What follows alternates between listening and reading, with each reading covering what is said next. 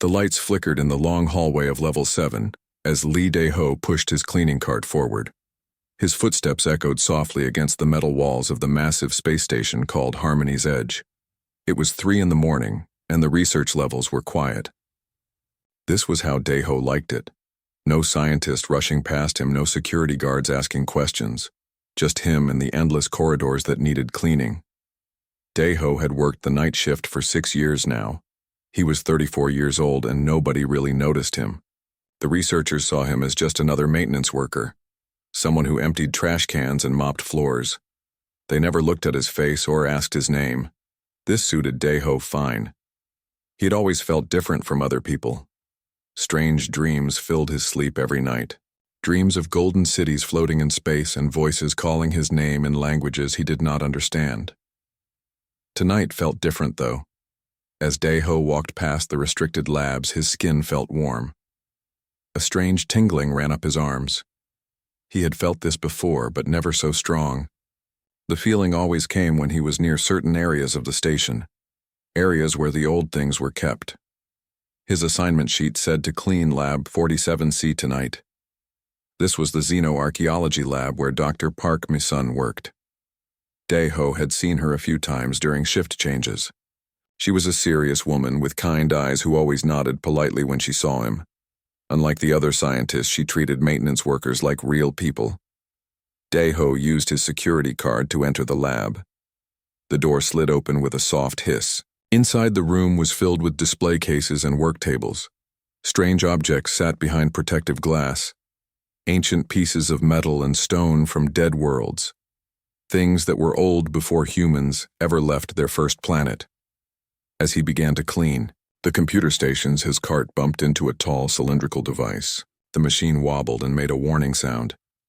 Dae-ho reached out quickly to steady it, but his elbow knocked against the control panel. Red lights began flashing and a loud alarm started beeping. The containment field that protected the central display case flickered and died. Ancient artifacts scattered across the floor with loud crashes. Pottery shards, metal fragments, crystal pieces, all rolling in different directions. Dae-ho dropped to his knees and began gathering the pieces as fast as he could. His heart pounded. If the security guards found him here with damaged artifacts, he would lose his job, maybe even face criminal charges. These objects were priceless relics from humanity's past. As he reached for the largest piece, his hand touched something smooth and warm. It was a fragment of crystal that looked like part of a crown. The moment his bare skin made contact with the crystal, everything changed. Light exploded from the fragment. Not normal light, but something that seemed to come from inside the crystal itself. The light was gold and silver mixed together, and it filled the entire lab. Every screen in the room suddenly came alive.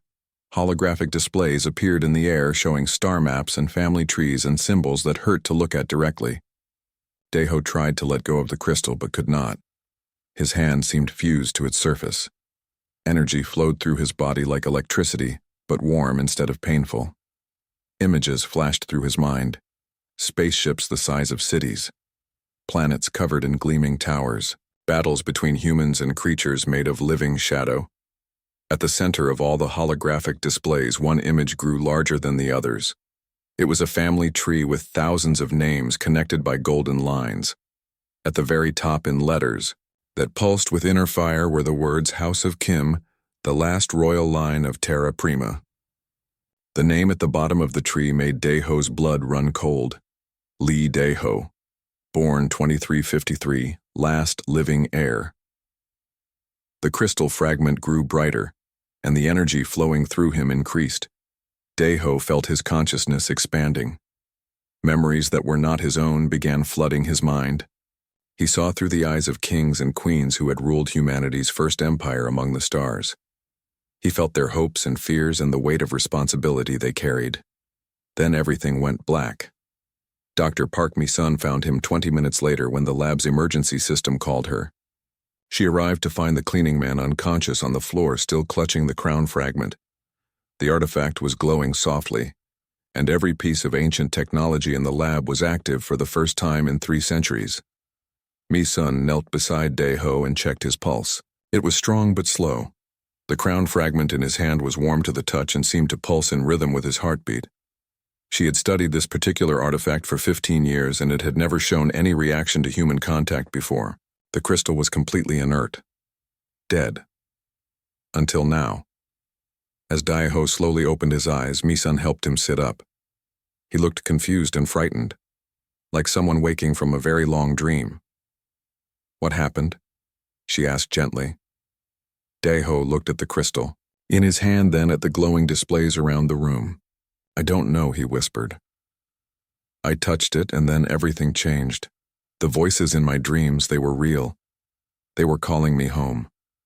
Misun studied the holographic family tree floating above them. She had spent her career studying humanity's lost golden age, the time before the Great Exodus, when humans had ruled a vast empire across the galaxy. According to every historical record, the royal family had died out over 400 years ago. Their bloodline was extinct, but the evidence floating before her eyes said otherwise. The artifact had recognized Daiho. More than that, it had awakened for him. Ancient technology that had been dormant for centuries was responding to his presence. Misun realized she was looking at something impossible. This simple janitor carried the blood of humanity's lost kings. As they helped each other stand, the crown fragment pulsed brighter. Somewhere deep in the station's communication array, a signal began transmitting.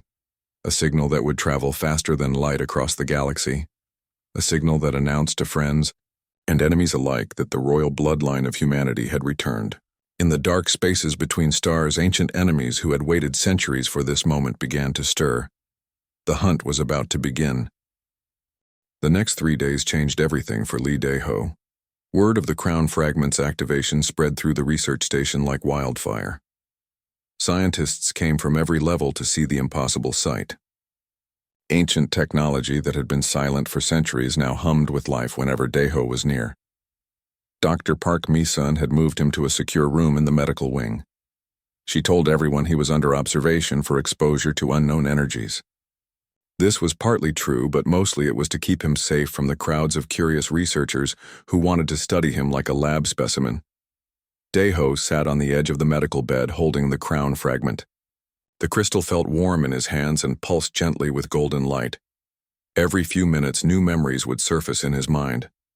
Not his own memories, but those of his ancestors. Kings and queens who had ruled humanity when they lived among the stars and great cities of light. He learned that Earth was not humanity's first home. Long ago, humans had lived on a world called Terra Prima, a beautiful planet with purple skies and silver oceans. But something terrible had happened there. War that forced humanity to flee across the galaxy in great ships. Earth became their second home, their place of exile. The crown fragment showed him other things too. Hidden vaults scattered across space filled with technology and knowledge from the Golden Age. Weapons that could turn asteroids into dust. Shields that could protect entire planets. Ships that moved faster than light without engines. All of it locked away, waiting for the royal bloodline to return. But with knowledge came danger. The crown's signal had traveled far beyond the station. Ancient enemies who had been waiting for this moment were now moving. The hegemony, a group of alien races who had once fought humanity's empire. They had spent 400 years making sure the royal bloodline stayed extinct. Captain Cho Hyun-woo entered the medical room carrying a data pad and wearing a worried expression. He was head of station security. A tough man in his 40s with sharp eyes and graying hair. He had been asking hard questions since the crown activated. "We have a problem," he said to Misun. "Long-range sensors are picking up ships moving toward our position. At least 12 vessels. Unknown design, but they are big and they are coming. Fast." Misun looked up from the ancient text she was studying. "How long do we have?" 6 hours, maybe less. They dropped out of hyperspace at the edge of the system, and they are accelerating hard toward us. Daiho stood up from the bed, still holding the crown fragment. The crystal began pulsing faster, as if sensing danger. Images flashed through his mind. Dark ships shaped like knives. Creatures with too many eyes and voices like broken glass. The Void Reapers, the hegemony's advanced scouts. "They are coming for me," he said quietly. "The crown fragment showed me." These are the same creatures that destroyed Terra Prima. Hyun-woo stared at him. You can see them, not see. Remember, the crown holds the memories of everyone who wore it before me. They fought these enemies for 1,000 years. Then you know how to fight them. Hyun-woo asked hopefully. Dae-ho closed his eyes and let the ancient memories flow through him. Battle tactics and weapon systems that had been used against the hegemony long ago. Most of the knowledge was useless on a research station, but some of it might work. The mining lasers on level 12, he said. They can be modified. The crown shows me how to change them into proper weapons, but I need help. Mi-sun stood up and gathered her research materials. I know someone who might be able to help. Kim So-ra. She works in engineering. Her family has been on this station for 3 generations. They made their way through the station's corridors as emergency lights began flashing. The captain had sounded a general alarm. Civilians were being moved to the central levels while security teams took positions near the outer hull.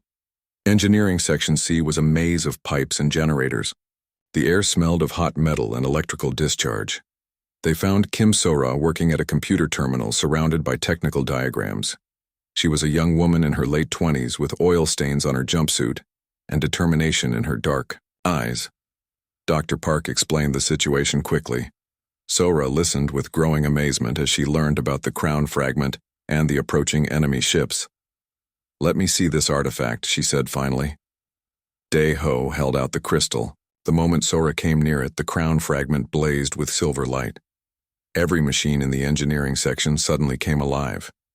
Displays showed technical readouts that had never appeared before. Hidden systems activated throughout the station. So-ra stepped back in shock as information flooded the screens around her. Blueprints for weapons and shields. Power systems that could triple the station's energy output. Defensive protocols that had been built into the station's structure but never activated. My family, she whispered. We have been here for 3 generations. My grandmother always said we were waiting for something, that we were guardians of old secrets. The crown fragment pulsed and more memories flowed into Dae-ho's mind. He saw So-ra's ancestors, engineers who had helped build the royal vaults. They had been sent to watch over certain pieces of ancient technology, to keep them safe until the bloodline returned. You are one of us, he told her. Your family served, mine long ago. The crown recognizes you. Working together, they began modifying the station's systems. So-ra's engineering knowledge combined with the crown's ancient memories. Mining lasers became particle cannons.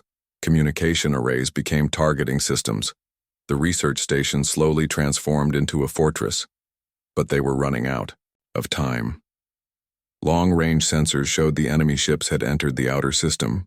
Dark vessels that seemed to absorb light rather than reflect it. The Void Reapers were living up to their name. Hyun-woo's voice came over the station intercom. All hands prepare for combat. Unknown vessels refusing to respond to communication attempts. Estimate contact in 30 minutes. Dae-ho felt the crown fragment growing hot in his hands. The ancient memories were becoming stronger. He could see through the eyes of his ancestors as they fought these same enemies. The fear and determination of kings and queens who had given everything to protect humanity. As the first enemy missiles appeared on the sensors, Dae-ho placed his hand on the station's main power relay.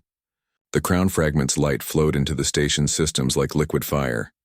Every modified weapon charged to full power. Every shield activated at maximum strength. The battle for Harmony's Edge was about to begin. And for the first time in 400 years, humanity would fight back with the weapons of their lost empire. The battle for Harmony's Edge lasted 3 hours. The Void Reapers attacked with weapons that turned metal into dust and energy into shadow. But the station's newly awakened defenses held strong. Ancient shield technology created barriers of pure light that their dark weapons could not penetrate. Dae-ho stood in the command center with his hand pressed against the crown fragment. Golden energy flowed from the crystal through his body and into the station's systems. He could feel every weapon firing and every shield absorbing damage. The ancestral memories guided his actions as if the ancient kings themselves were fighting beside him. When the last enemy ship exploded in a burst of purple fire, the station crew cheered. But Dae-ho knew this was only the beginning. The crown Fragment showed him images of vast hegemony fleets moving through deep space. The Void Reapers had been just a scouting force. Captain Hyun-woo approached with damage reports. We held them off, but barely. The modified weapons worked perfectly, but we used almost all our power reserves. If they send a real fleet, we will not survive. Dr. Mi-sun was studying the Crown Fragment's latest revelations. The crystal had activated new displays showing star maps and ancient locations. According to this, there are 3 more Crown Fragments scattered across the galaxy. Only by bringing them all together can we access the royal vaults. Sora looked up from her engineering console. The Crown is also showing me something else. Coordinates to a place called Sanctuary. It looks like a hidden colony in the Kepler system. Daeho felt the memories stirring again. Sanctuary was a secret base established by royal loyalists during the fall of Terra Prima. If it still existed, the people there might be able to help them. We need to leave the station, he said. More enemies are coming and we cannot fight them all here. The Crown wants us to go to Sanctuary. 3 days later, their small group departed Harmony's Edge in an old research vessel. Hyun-woo had resigned his security position to join them. Mi-sun brought her most important research materials. Sora loaded the ship with spare parts and engineering equipment, and Daeho carried the Crown Fragment that had changed all their lives. The journey to Sanctuary took a week through hyperspace. During the trip, Daeho spent hours meditating with the Crown Fragment. Each session brought new memories and deeper understanding of his heritage. He learned that the royal bloodline was not just hereditary, it was genetic engineering at its finest. Changes made to human DNA that allowed direct connection with ancient technology. When they dropped out of hyperspace at the Kepler system, they saw something amazing. A beautiful blue world surrounded by defense satellites that looked like floating crystals. The satellites immediately scanned their ship and a voice spoke in the ancient royal language. State your identity and purpose, the voice commanded. Daeho held up the Crown Fragment, and it blazed with golden light. I am Lee Daeho of the House of Kim, last heir of the royal bloodline. I seek sanctuary among the faithful. The defense satellites powered down and a docking bay opened on the planet's largest space station. As their ship descended through the atmosphere, Daeho saw cities built into mountainsides and farms that stretched to the horizon. This world had been hidden for centuries, but it was very much alive. They were met at the landing pad by an elderly man with wise eyes and ceremonial robes. He walked slowly, but with great dignity. Behind him stood dozens of people dressed in simple clothes but carrying advanced weapons. I am Yoon Tae-jin, the old man said, Patriarch of Sanctuary and Keeper of the Old Ways. We have waited 400 years for your return, young prince. Daeho felt overwhelmed. I am not a prince. I am just a maintenance worker who found an old crown piece. Tae-jin smiled gently. You are what you have always been. The blood of kings runs in your veins, even if you swept floors and emptied garbage. The crown does not lie about such things. Over the next several days, Tae-jin began teaching Daeho how to properly use his connection to the Crown Fragment. In a chamber deep beneath the colony's main temple, the old man showed him meditation techniques that had been passed down for generations. The royal bloodline is more than genetics, Tae-jin explained. It is a responsibility. Your ancestors created weapons that could destroy stars and shields that could protect entire worlds. Such power requires wisdom and restraint. During one meditation session, the Crown Fragment showed Daeho visions of the second fragment. It was being held by a crime lord named Nam Jun-ki in the asteroid belt casinos of New Macau. But the visions also revealed something troubling. Jun-ki was not just a criminal. He was another descendant of the royal bloodline. He is your distant cousin, Tae-jin confirmed when Daeho shared the vision. His family line split from yours 7 generations ago. But unlike you, he has used his heritage for personal gain, rather than serving humanity. Sora had been studying the ancient blueprints revealed by the Crown. She discovered plans for something called the Stellar Forge, a weapon capable of igniting stars or making them go dark. But the plans were incomplete. They required authorization codes from all 4 crown fragments to unlock fully. Meanwhile, Misun was researching the history of New Macau.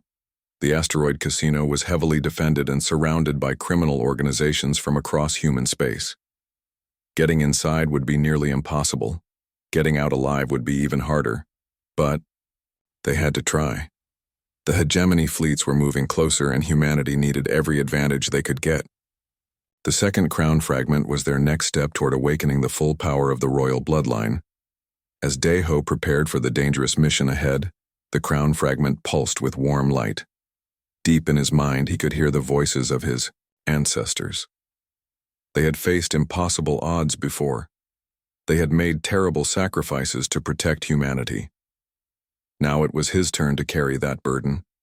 The simple janitor would have to become something more, something the galaxy had not seen for 400 years, a true heir to the throne of stars. The casino fortress of New Macau floated in the asteroid belt like a glittering jewel. Neon lights in every color painted the spinning structure while ships from dozens of worlds docked at its ports. This was where criminals and outcasts came to spend their stolen wealth. It was also where Nam Jun-ki ruled like a king. Dae-ho and his team approached in a stolen cargo hauler. Sora had disguised their ship to look like a routine supply delivery. But getting inside the casino would require more than clever disguises. They needed to blend in with the criminals and gamblers who filled the gambling halls. The plan was simple in concept but dangerous in execution. Dae-ho would enter the casino as a wealthy merchant looking to gamble.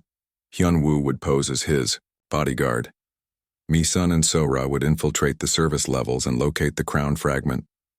But nothing went according to plan. The moment Dae-ho stepped into the casino's main hall, the second crown fragment called out to him. He could feel it somewhere deep in the structure. The 2 pieces of the ancient artifact wanted to be reunited. Golden light flickered around his hands, and several of the casino's security systems began acting strangely. Nam Jun-ki noticed immediately. He was a tall man with expensive clothes and cold eyes. Scars covered his hands from years of fighting his way to the top of the criminal underworld. When he saw Dae-ho, the crown fragment hidden in his private vault began glowing. "So another royal pretender has come to visit," Jun-ki said as his guards surrounded Dae-ho. "I wondered when someone would show up claiming to be the lost heir." Dae-ho tried to stay calm, but the crown fragment in his pocket was growing hot. "I am just here to gamble. Nothing more." Jun-ki laughed. "You carry a crown fragment. I can feel it, calling to mine. The question is whether you are here to steal from me or if you actually believe the old stories about royal bloodlines and ancient weapons." Before Dae-ho could answer, alarms began sounding throughout the casino. Hegemony ships had found New Macau. Dark vessels shaped like thorns were cutting through the asteroid field toward the gambling station. The Void Reapers had tracked the crown's energy signature. Jun-ki's expression changed from amusement to anger.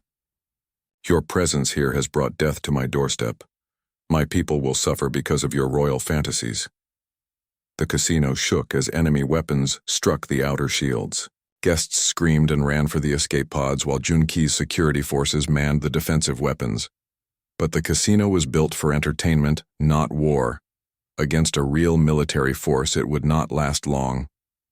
Dae-ho pulled out his crown fragment and let its golden light fill the gambling hall. Ancient memories flooded his mind.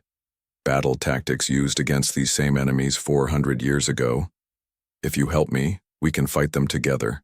Our fragments are stronger when they are close." Jun-ki stared at the blazing crystal. After a long moment, he reached into his jacket and pulled out his own crown fragment. It was smaller than Dae-ho's piece, but it pulsed with the same inner fire. The moment the 2 fragments came near each other, the entire casino lit up with power. Hidden. Weapon systems activated throughout the structure. Shields that had never been used suddenly sprang to life. The casino's decorative lights became targeting lasers, while the structural supports revealed themselves to be armor plating. New Macau transformed from a gambling den into a fortress. "I built this place over the ruins of an old royal outpost," Jun-ki admitted, as they worked together to coordinate the defenses. "My family has guarded the second fragment for generations. But I used our heritage to build an empire of crime instead of serving humanity. The battle was fierce. The Void Reapers brought more ships this time, and their weapons had grown stronger. But the combined power of 2 crown fragments gave the casino defenses that the enemy had not expected. Ancient technology that had been sleeping for centuries, awakened to protect its royal heirs. When the last hegemony ship exploded, Junki turned to Daeho with new respect. "You fight like the old kings. Perhaps there is truth to your claims after all." The victory came at a cost. The battle had damaged much of the casino, and many of Junki's people were hurt. Worse, the energy signatures from both crown fragments had been detected across the galaxy. More enemies would be coming soon. "We cannot stay here," Junki said as they gathered in his private office. "The hegemony knows where we are now. But I know where the 3rd fragment is located. It lies on Terra Prima itself." Daeho felt his blood run cold. Terra Prima was humanity's first world. According to every history book, it had been destroyed during the Ancient War. Nothing could survive there now. "The planet still exists," Junki continued, "hidden behind temporal distortion fields and radiation barriers. My criminal network has contacts who trade with the survivors. Yes, there are still humans living in the ruins, descendants of the royal guard who refused to abandon their posts. Misun had found them during the battle. She looked shaken by what she had discovered in the casino's hidden archives. I have been studying the historical records Junki collected. Terra Prima was not destroyed. It was poisoned. The hegemony used biological weapons that turned the planet into a wasteland. But some humans adapted and survived. Sora was already planning their route. The journey to Terra Prima will take us through the most dangerous part of the galaxy. Hegemony patrol fleets control that entire region of space. But they had no choice. The 3rd crown fragment was calling to them from across the stars. And with each passing day, the hegemony forces were growing stronger. Humanity needed the power of the United Crown more than ever. As they prepared to leave New Macau, Junki made a decision that surprised everyone. He would come with them. His criminal empire could survive without him, but the royal bloodline needed protection. "I have spent my life running from my heritage," he told Daeho. "Perhaps it is time to embrace it instead." Their small fleet departed the asteroid belt under cover of an ionic storm. 2 royal heirs now worked together, guided by crown fragments that grew brighter with each passing hour. Behind them, the casino fortress went dark as Junki's people scattered to hideouts across the galaxy. Ahead of them lay Terra Prima, the poisoned world where humanity's golden age had died, where the 3rd crown fragment waited in the hands of survivors who had fought an impossible war for 400 years, where the ghosts of the past would finally meet the hope of the future. Terra Prima looked like a world where gods had died. The planet hung in space like a poisoned jewel, with clouds of toxic green gas swirling around continents of black glass. Once this world had purple skies and silver oceans. Now it was a tomb that somehow still held life. The temporal distortion fields made navigation nearly impossible. Space itself seemed twisted around the planet. Time moved differently in some areas, while other regions were frozen in permanent loops. Only the combined power of 3 crown fragments allowed their small fleet to find a safe path through the barriers.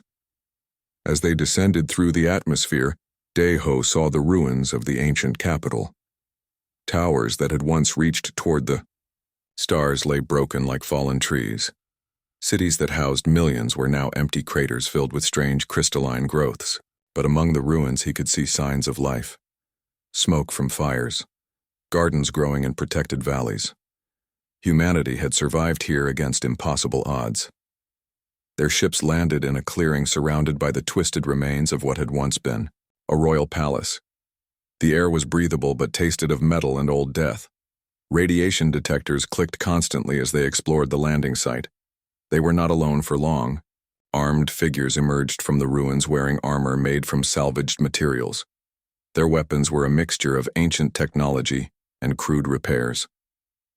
At their head walked a woman with fierce eyes and scars that told stories of endless battles. "You do not belong here," she called out. "This is sacred ground.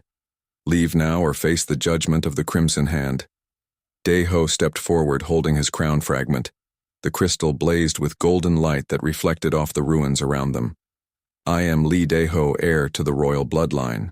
I have come seeking the third fragment of the crown. The woman stared at the blazing crystal, then slowly removed her helmet. She had the strong features common to the old royal bloodlines, and eyes that had seen too much death. I am Song Ji-won, commander of the Crimson Hand. If you truly carry royal blood, then prove it by surviving our trials. Ji-won led them deeper into the ruins where her people had built a hidden fortress. The survivors of Terra Prima called themselves the Crimson Hand after the royal guard unit that had defended the palace during the planet's final days. For 400 years they had fought against the crystalline entities that now ruled most of the world.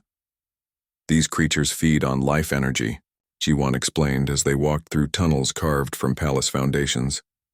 They came with the hegemony's biological weapons and have grown stronger over the centuries.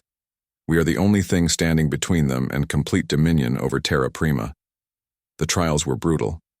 Daeho had to prove his worthiness by facing the same tests that ancient kings had undergone: combat against experienced warriors, mental challenges that pushed his connection to the crown fragment to its limits, physical ordeals that left him exhausted and bleeding.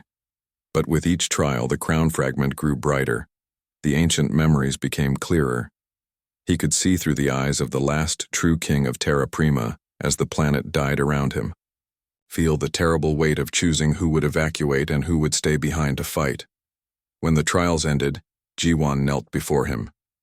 You carry the true blood, she said simply.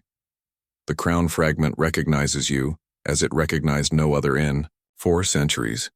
The third crown fragment was kept in a vault beneath the old throne room, but it was guarded by something unexpected: an artificial intelligence that contained the digital consciousness of Daeho's ancestor, the last king who had ruled before Terra Prima fell. The AI appeared as a hologram dressed in royal robes that seemed to be made of starlight. When it spoke, its voice carried the authority of absolute power tempered by infinite sadness. So the bloodline continues, the digital king said. I wondered if any would survive the long exile. Tell me, young heir, why should you be given the power of our ancestors? What will you do that we could not? Daeho felt the weight of history pressing down on him. Every choice his ancestors had made, every victory and every failure. The crown fragment showed him the truth about Terra Prima's fall. It had not been destroyed by enemy weapons alone. The royal family's own genetic experiments had created the biological agents that poisoned the world. I will not repeat your mistakes, he said finally. The crown was meant to unite humanity, not rule over them. I seek the fragments not to become a king, but to give our people the tools they need to survive. The AI studied him for a long time. Then it smiled sadly. You understand what we forgot, in our pride. Very well. Take the fragment, but know this. Using the full power of the United Crown will require a sacrifice. The Stellar Forge demands the life force of the royal bloodline to function. Using it means your death. As Daeho reached for the third fragment, alarms began sounding throughout the fortress. Long-range sensors detected a massive fleet dropping out of hyperspace. But these were not hegemony ships. They flew the banners of the Eternal Republic. Humanity's own government had come to Terra Prima. Admiral Bang Seon-ho commanded the Republic fleet from the flagship Righteous Dawn.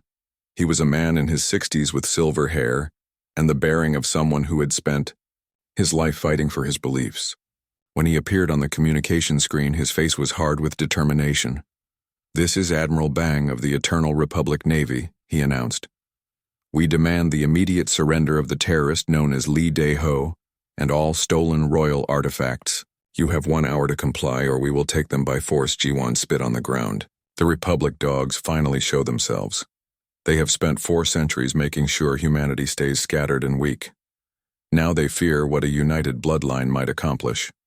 But there was something else in the Admiral's transmission that made Daeho's blood run cold. When Bang spoke certain words, the crown fragments reacted strangely, as if they recognized his voice. Mi-sun noticed it too. There is something about that Admiral. The crown fragments are responding to him the same way they respond to you and Junki. The truth hit Daeho like a physical blow. Admiral Bang carried royal blood as well. He was family. But unlike the others, he had devoted his life to destroying the very heritage that flowed through his veins. The siege of Terra Prima was about to begin. Republic ships surrounded the planet, while hegemony forces massed at the edge of the system. Caught between two enemies, Daeho realized that the greatest threat to his mission might not be alien invaders. It might be his own family. The battle for Terra Prima began at dawn. Republic warships opened fire on the planet's surface while hegemony fleets attacked from the outer system. Caught between two massive forces, the defenders seemed hopelessly outmatched. But they had something their enemies did not expect: the power of 3 united crown fragments. Daeho stood in the ruins of the ancient throne room with the crystal pieces floating around him in a triangle of blazing light. Each fragment pulsed in harmony with the others, creating a resonance that awakened every piece of royal technology on the planet. Defense systems that had been dormant for centuries came back to life. Ancient orbital platforms powered up and began targeting the Republic fleet. Planetary shields that had protected Terra Prima during its golden age flickered into existence. Weapons that could crack moons charged to full power and prepared to fire.